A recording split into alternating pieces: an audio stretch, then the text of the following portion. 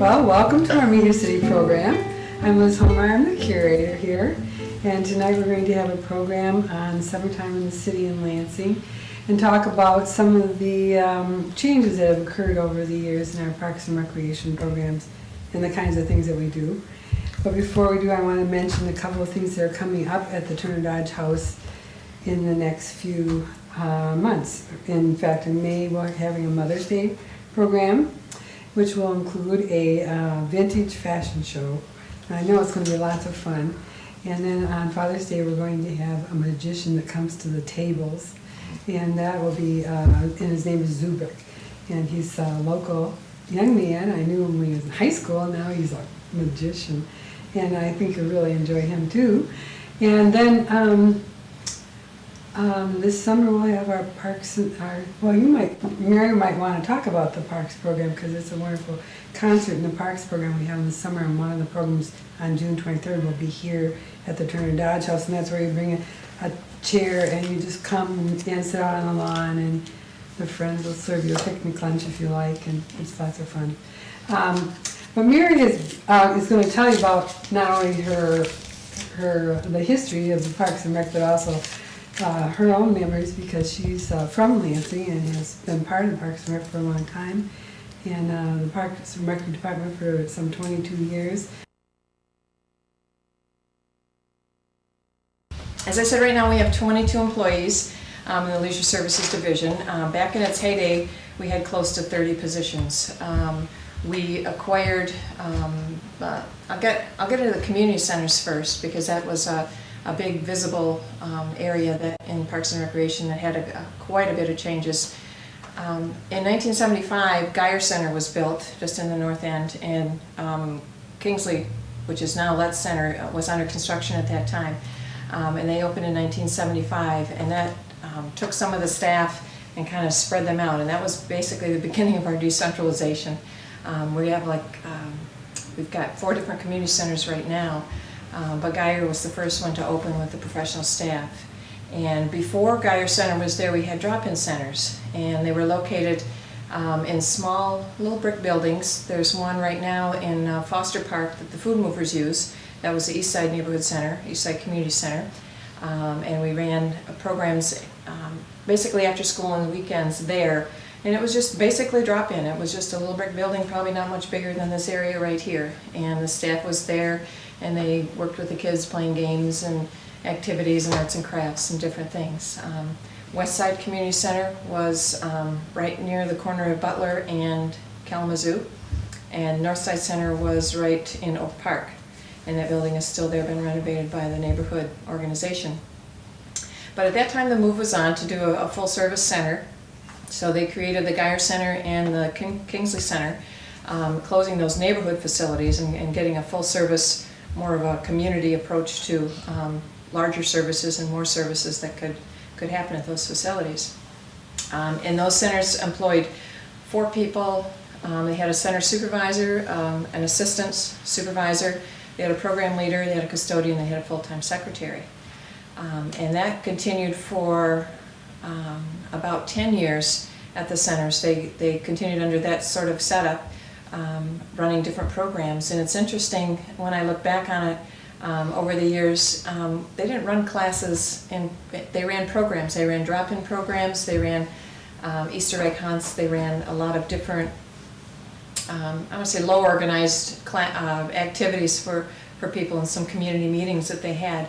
And about 1980, probably about in the late 80s, we put together programming teams.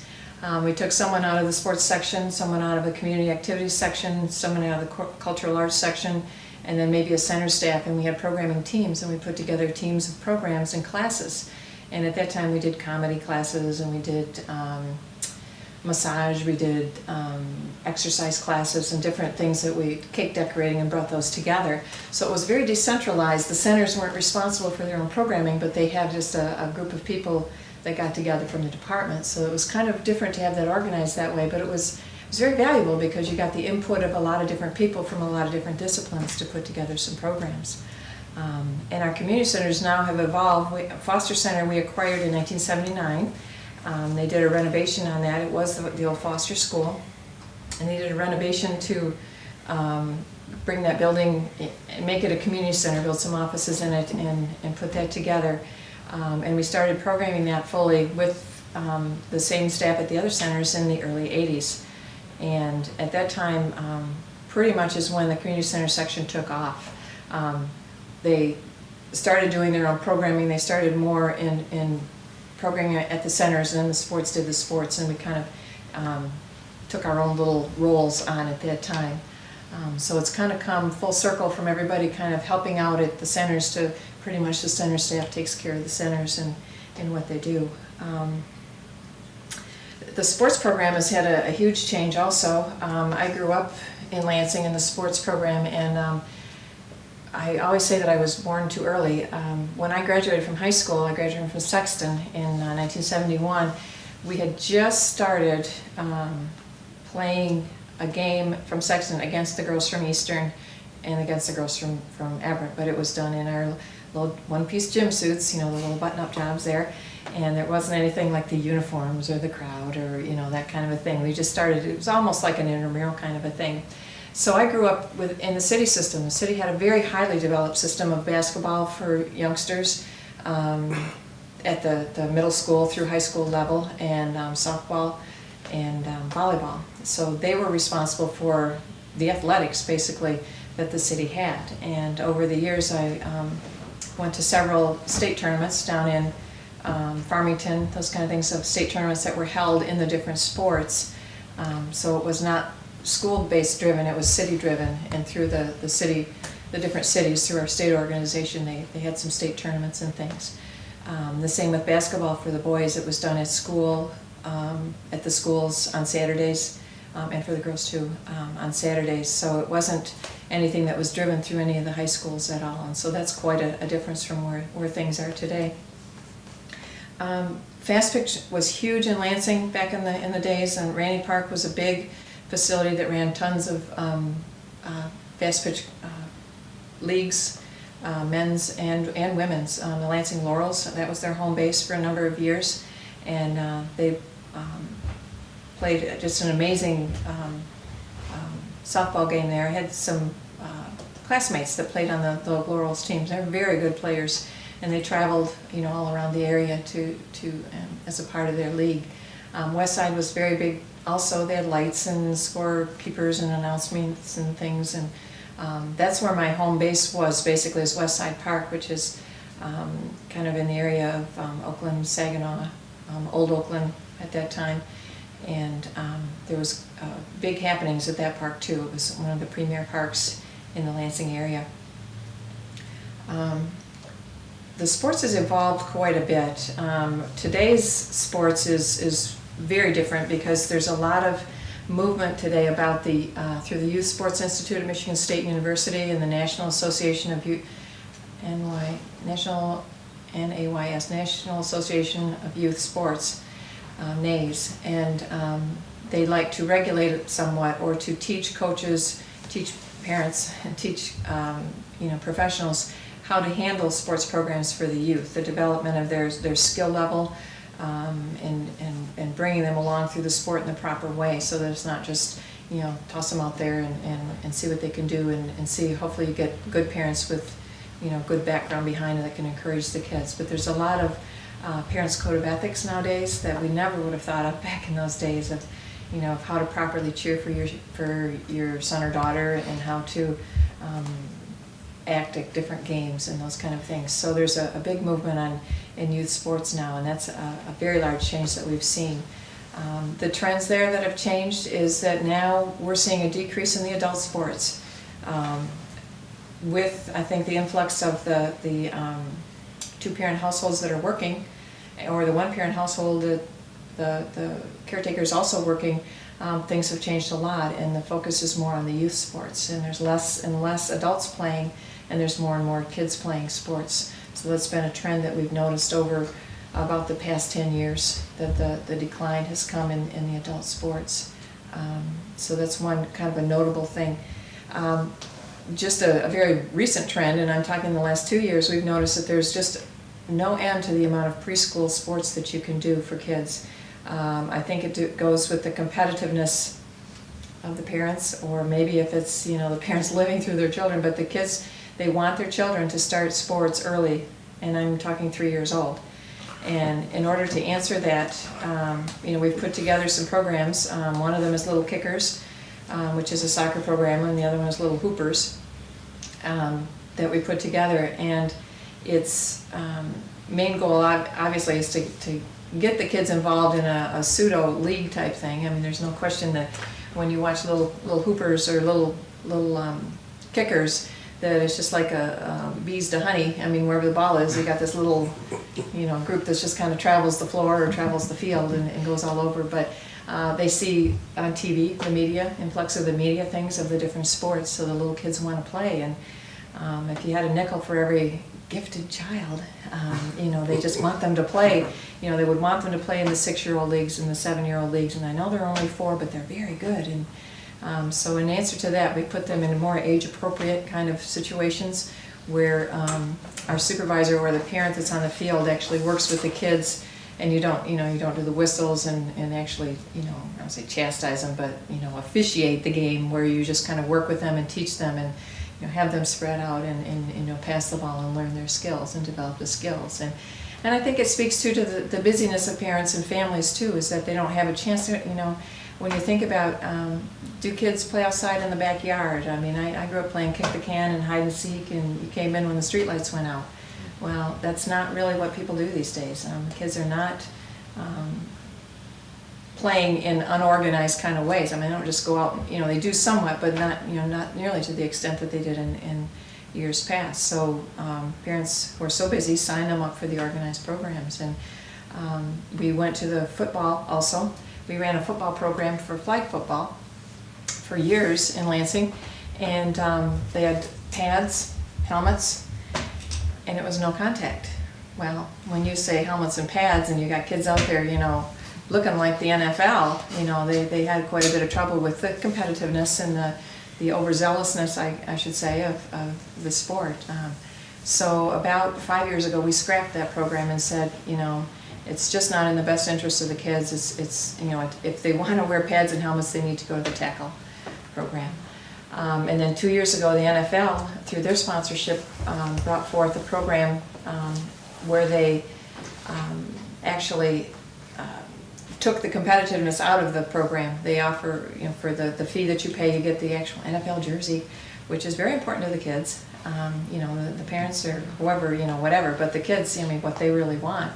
And so we had an immediate full program. We opened that program to 8, I think we were going with 4 teams in 3 different age groups, and we ended up with 6 and 8 teams in each division. And the important part of that is not to have the officials. When you put the officials in striped shirts on the field, then you change the tone of the game. So the coaches actually do the officiating and run the games, and they run 3 plays this way, and then it's done, and the next team they go back and forth for 3 plays and do that. So they get the actual learning experience, and that's really the trend nowadays, is to get the learning experience for the kids, that they learn the aspects of the games and actually don't get left in the dust as so many would, you know, when you're talking just strictly competition. So sports has changed a lot. We've over the years, we started with 3 people in our sports division back when I first came on board. We now have 2. Which does not make any sense, because the amount of sports and the visibility has just grown leaps and bounds. We register just shy of 1,000 kids in soccer, which and that's in the spring, and then we have another 800 that come back in the fall. And that's a new sport as to when I was a child. You know, we've grown in that area quite a bit, and so we do a lot of service with that. And with our sports, like our soccer program as an example, we take individual kids whose parents don't have connections of, you know, knowing a neighbor that coaches a team, so we'll actually place them on teams and look for coaches ourselves. And then we have some ready-made teams that come in.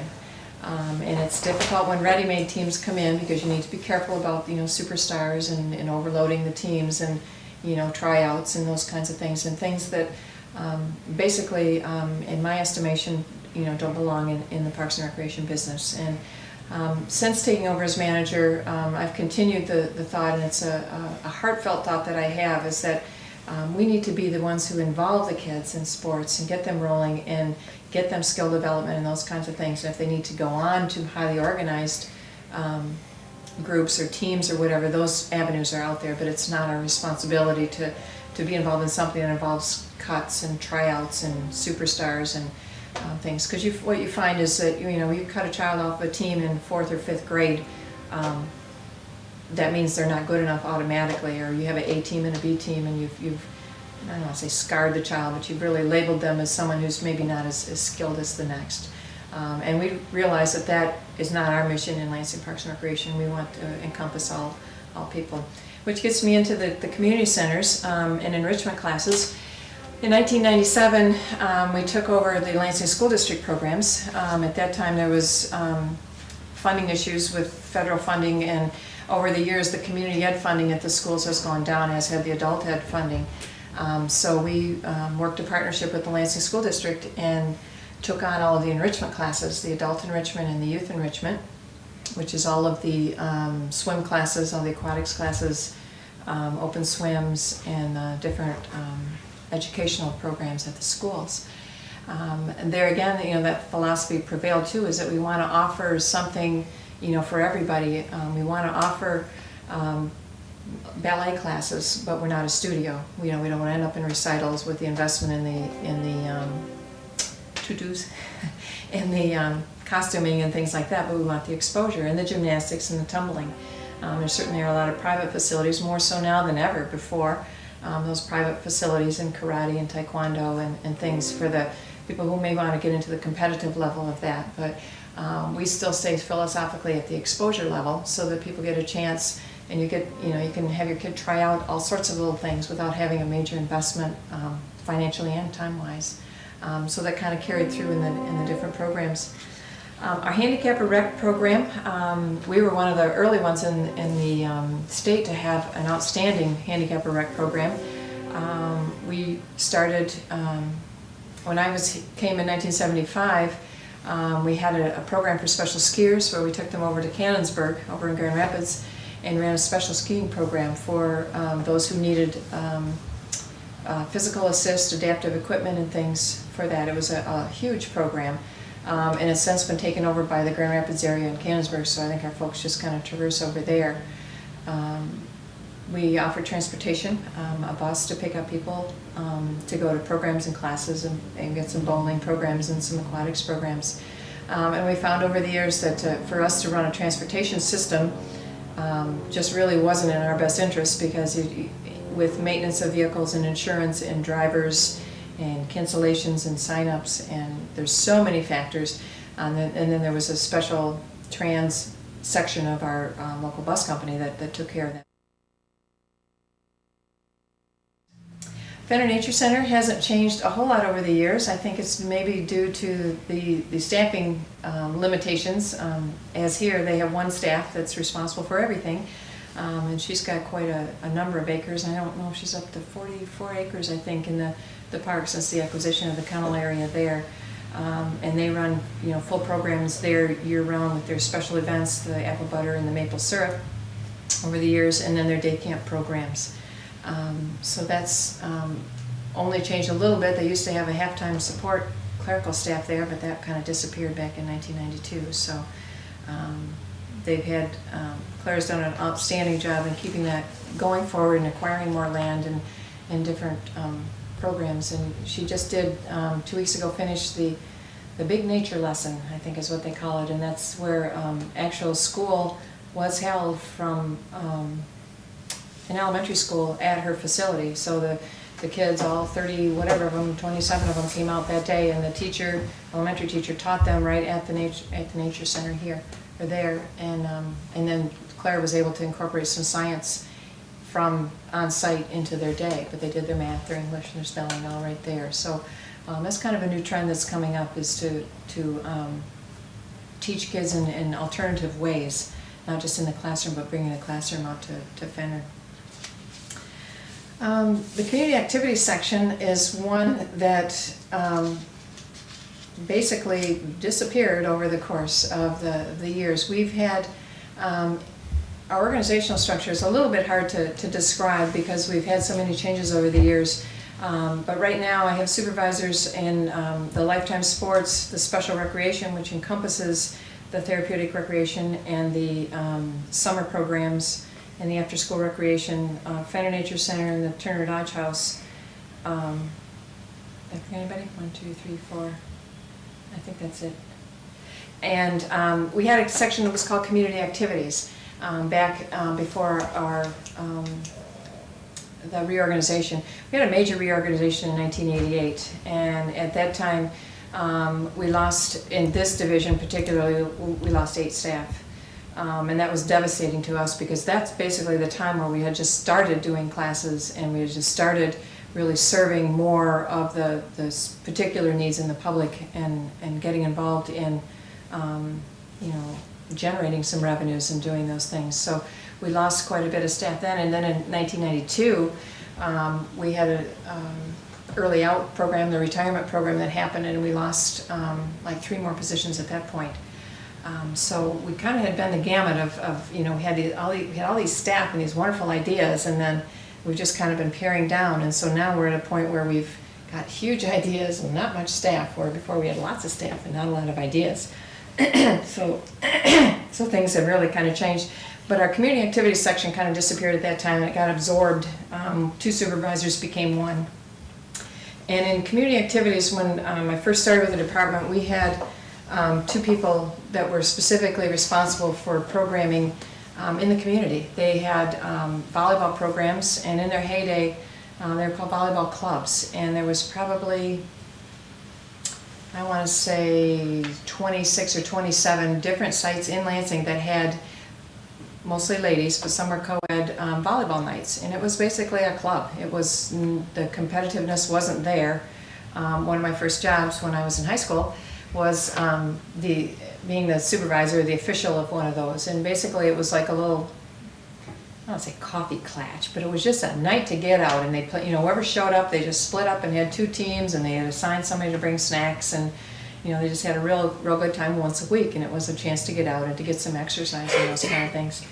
Another program that our community activities section did was after-school recreation, and we ran after-school recreation at up to 15 sites throughout the course of the year, and that was right at the schools, and we would run programs after school, whether it was general recreation or arts and crafts, those kind of things. I also worked in high school in the teen program. We had the schools open in the evenings from 7 to 9 for teen programming, and they basically wanted to play basketball, but you did, you know, a few other things with the kids, and that was kind of like the recreation in Lansing at that time. And over the course of the shrinking of the budgets, and especially in '88, we kind of lost that ability to do that. We didn't program at the schools anymore. And I think as time elapsed, and I haven't really been able to figure out, it would be interesting to me to talk to someone from the schools, but I know as a child growing up, you know, we played basketball Saturdays and nights and everything, you know, I mean, that was where you were central at the schools, through the rec department at the schools. And now it costs an arm and a leg to get into the school on Saturdays because their custodians only work Monday through Friday. And I believe, you know, shrinking budgets on our part probably are mirrored over in the schools, where they had to kind of hone down and get to their mission of what they needed to do, so that the you know, availability of the school facilities wasn't there. We had 100-some parks, we had facilities, and basically the upkeep of the infrastructure was quite a drain on a budget. So they did millage monies. Well, they just decided that got all that money, let's use it for programming. And so we now fund, I believe it's 6 sites through the millage fund, and then community development block grants, which is a federal program that are targeted neighborhoods with percentages of children on free or reduced lunch. They identify those neighborhoods, and those are available. So we have 22 sites right now funded through those 3 sources. So we're up to getting it. And we always have got more requests to have neighborhood programs, you know, in their neighborhoods, but you know, more money, more requests than we have money to fund. But how that's grown over the years is back, you know, when I was younger, you went to the park and they had this wooden shed. It was probably a 5 by 5 foot wooden shed, It had a little floor built on it, and I know the trucks used to, I remember the trucks delivering, you know, that, tossing it off the thing, and then they would fill that with an athletic box that had all your softballs and baseballs and your volleyball nets and those things, and then they had our crafts box, and they had two staff, a male and a female staff there, and I can remember they wore little blouses, Peter Pan collar blouses and tan shorts. It was quite a, when you think back on it, where we've come these days, and they programmed all day, and I can remember going home for lunch, going home for dinner.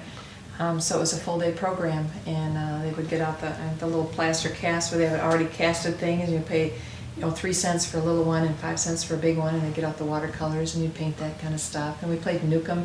No one plays Nukem these days, where, you know, it's like volleyball that you toss the ball over the net, you catch it instead of hit it back, and tetherball. And there was a lot of competition between the different playgrounds. And I'm assuming, since when I was, you know, working in the parks in the late 70s, when there was 62 at that time, I'm assuming that there was at least, you know, similar amount when I was younger. And we had a huge competition among the different sites. We would always play different playgrounds in sports. We would go play softball from, you know, down back to Berlinden or down back to Comstock, and we would go different places and play, and it was a competitive program. And we also had like a big track and field day, and we had little awards and things. It was like a citywide kind of a thing. It was a big thing, but that's changed a bit. The competition at the playgrounds and things, we don't have that anymore, and I don't know. We don't, like, softball is not big at the playgrounds right now, and the kids bring their, you know, they don't have gloves, or they don't bring them up, or I think a lot of them don't have them, and so, you know, they don't play a lot of softball anymore. Nukem doesn't come up paddle tennis. We still have paddles. I'm sure when I was a kid, those paddles are the same paddles, because they look like they've been chewed and spit out. But we used to, you know, get on a little tennis court, a dirt tennis court, and, you know, play paddle tennis back and forth.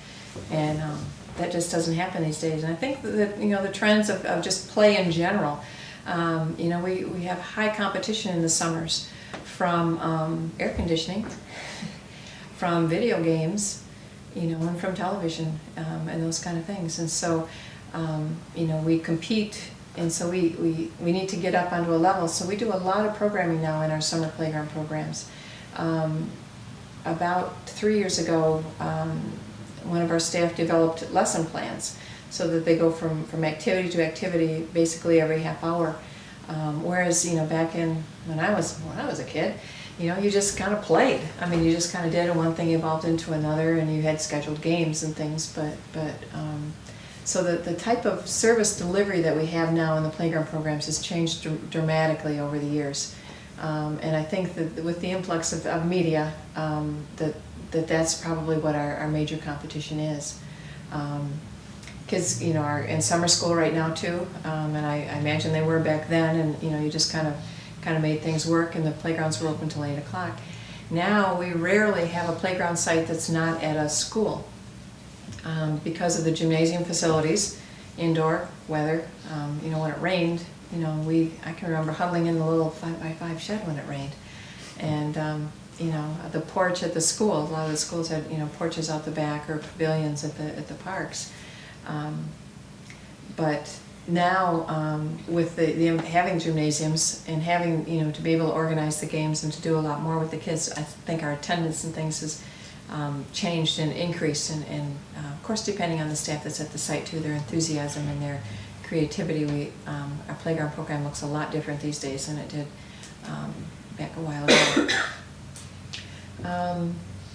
Our swim pools, I don't know a lot of the history of the swim pools, except there is a rich history with those, and I know the Morse Park swim pool is a Bintz pool, and there's only like 3 in the nation anymore, and it was built back with the WPC or Works Progress. There we go, yeah, that, back in those days. And I remember vividly as a child going there and giving my dime in and getting my key to put my little, my shoes and things in the locker, and then when you bring your key back, you get your dime back and you go home and get, or on the way home you stop and get ice cream, that kind of a thing. And our pools are totally free right now, wide open to, you know, anybody and everybody who wants to come. It poses some challenges that way. You know, your maximum that you reach is like 140 people in the pool, and we regularly run shifts because, you know, with only 2 pools, and I don't know if population increases in Lansing, but there certainly is, you know, quite a few more people. So we'll run shifts at the pools and things, but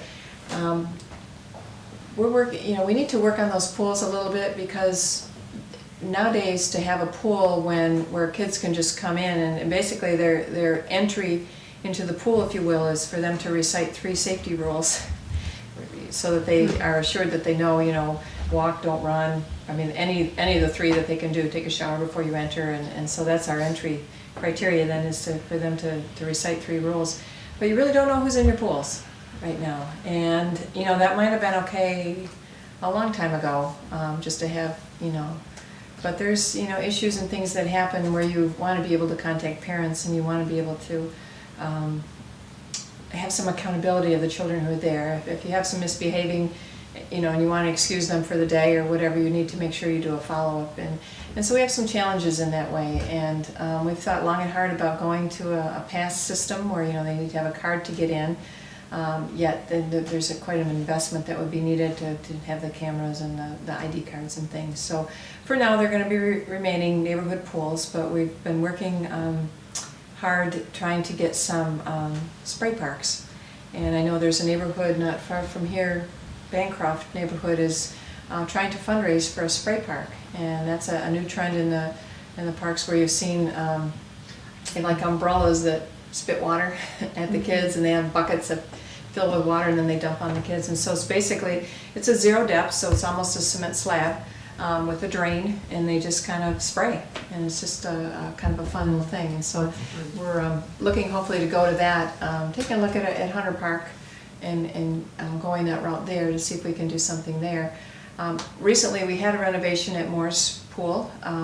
Over the years, of course, we lost the diving board capabilities at any pool because of the national standards of having a 12-foot well for your diving, and the liability that was involved in diving. And I remember the high dive, and white knuckling up the stairs to the high dive when I was a kid, and you just don't see that anymore in the older pools and things, because it was real different. You know, you can't really retrofit our pools. Some pools have been able to do that. But when Moore's had a large renovation, I think it was due to the liner issues and a lot of issues that they had there, they no longer have a deep end. Well, I guess it would be deep to kids, it's like 6 foot. So there wasn't any diving there at all. And then they have some little mushrooms that squirt water and some fun little things, so they've kind of come a long ways with that. But back in the olden days, they had the slide that came down and splashed into the water and that kind of a thing. But liability issues have really, you know, dictated a lot of things, you know, rightly or wrongly, and that's a whole topic for another day. When you think liability, I mean, anything you do, you could think liability, and we would be in our own little cocoons if that was the only way we had to think. So, you know, we just try to, you know, to provide what we can for people and make it in the most safe environment. But there, you know, has to be some sort of a understanding of, you know, involvement in different programs. One of the big trends that I wanted to get into too over the years, and I can get into the later trends. Right now, the trends that we're working on are teen programming. There's not a lot for those between the ages of 13 and 15, and 16 and 17 is also included, but some of those kids who are of driving age kind of aren't interested in programming too much. But 13 to 15, 13 to 17-year-olds, and it's very difficult to get them involved in programming. It's based on, nowadays, you know, where their friends go, they go. And we've got teen sites that we operate throughout the city. At our community centers we have, and then we have 4 additional sites. And if we ran only basketball at those centers, we'd be highly popular and no problem numbers, and, you know, keeping kids going. But you take a look at the girls. You know, what do the teenage girls do these days? They watch the boys. I mean, that's basically what they're programming, what they want to do in any of the centers you go to, or whatever. So we've established some programs called Girl Power, and that's when the girls are in the gym solely by themselves. and they're in the game room solely by themselves, because then they're not concerned about who's watching, they're not concerned about how they look, they're not concerned about all those kinds of little teen issues that they, I think, younger and younger get into these days. And so that's a programming avenue, is programming definitely for, for the girls, and to work with them. And yes, you can shoot basketballs, and it doesn't matter that there's who's watching you. You've got those kinds of skills. But teens have a difficult time. Our playground programs aren't really appealing to them. Some of them will come, but when you have a 13-year-old and some 5-year-olds in the same kind of group, it kind of changes the mix and the delivery of how you want to do the services. So our day programs are pretty much for elementary school, and then we try to do the evening programs for the older kids. And we've done programs around food. You do a barbecue for them, and they're right there, no problem. You do basketball, and they're right there. But to get them involved in some other different kind of programs, over the early 90s, there were a lot of service, and there still are a few around, a lot of services of Say No to Drugs, those kinds of things, and the DARE programs, and the different kind of services, and the Brotherhood Against Drugs with midnight basketball that they brought in. And if you would sit through the hour class for drug resistance, then you could play basketball, kind of a thing. So they teamed recreation with learning kinds of things and educational kind of things, like it was a mandatory kind of thing. And those didn't last too long in our area. It didn't necessarily, the kids, they just didn't come. They weren't interested in doing that. We try every chance we get to bring in some of the services. There's some wonderful programs out there through the health departments and through some private agencies that will bring programs in to try to work with the kids on different issues and educationally and those kind of things. So our teen program is something we really want to concentrate on. And this summer we have a new program. Actually, we started last summer, but it didn't get funded this summer, so we're scaling it down. It's called Volunteen, and it's actually a program that is for 13 to 17-year-olds, and they get a week's worth of training just designated to them, and then we assign them to an actual playground site this summer. So the goals of the program are to get them into job skills, as far as like to interview and to be responsible and to apply and those kind of things, and then have a real responsibility of something that you need to do through the summer, and then successfully completing hours gives them incentives, so that I think the final incentive is going to Cedar Point if they complete a whole lot of hours. So we're trying to bring some responsibilities and those kind of things to the kids, because they need to learn those things earlier and earlier. Another thing that came to light in the last 4 or 5 years is benefits-based marketing, and that's a trend in the National Recreation and Park Association movement, and that's to identify the benefits of the service that you're getting, and it's a way to draw people in, and so it basically takes a backward approach to programming. Say for example, this facility, what you would do in your advertising is you would describe the benefits here. Enjoy family time, take a trip back in history, learn how, those kinds of things, rather than, come on to the Turnerdash for a tour. The trend developed, and the ideas behind the trend is that, between 3 and 6 we need to keep our kids busy. That's the time where teenagers get in the most trouble in their own parents' homes. They get in the most trouble because they're, trusted or whatever, or, they're home alone. So instead of just going an after-school program, you market the benefits of, have your kid get involved in physical activity and group games, and be with an adult mentor during the after-school programs. And so you actually market the benefits of a program rather than just say, come on into our after-school program. So that's something where it's a whole new way of thinking. That's like, well, let's just not do a basketball program. Let's do a program that teaches kids how to increase their skills, increase their physical activity, and increase their competence and their self-esteem, their self-confidence in different kind of programs. So we're really trying to work hard on that to try to market it out, and I think that comes too from the competition that we have in the media and the different things that we need to work differently now and to try to draw people in differently. Another trend that we went through, and that is still in today, is family-friendly events. If you've ever been to our special events, and I really didn't talk on those too much, but I can. We have our daddy-daughter Valentine dance, and as an example, that one started at the community centers. Foster Center had one, and they filled right up with 50 people, and then Geyer had one, and then Letts had one, and we decided we would take that down to one major one. We have that down at the Lansing Center. In the past 2 years, we've had 450 people come to our daddy-daughter Valentine dance, becoming so successful we started a mother-son run right on the same night. So because the mothers were jealous that the dads got to go and the mothers didn't. So we have a mother-son dance, and if you would see the interaction between the dads and the daughters, you know, and you know how we market that is, do you know who your daughter's first date's going to be? Well, let it be you. You know, have a great time and enjoy, you know, company and enjoy quality time. And I've found that there's a higher, I shouldn't say because I don't know factually, but the influx of dads who are not necessarily around their daughters a lot. I mean, you see that, and you give a quality experience for them to do that, you know, to enjoy that. It's a canned kind of a thing, and they can have a positive experience and you know, have it all kind of delivered to them. And we have some family movie nights, and there's some things over at the centers. So family kind of activities is what we need to do, because I think that's what people are realizing more and more, is that the family times are more precious, harder to find with the busy schedules and the different work schedules of people to go through. Special events have changed huge over the years, and I don't know,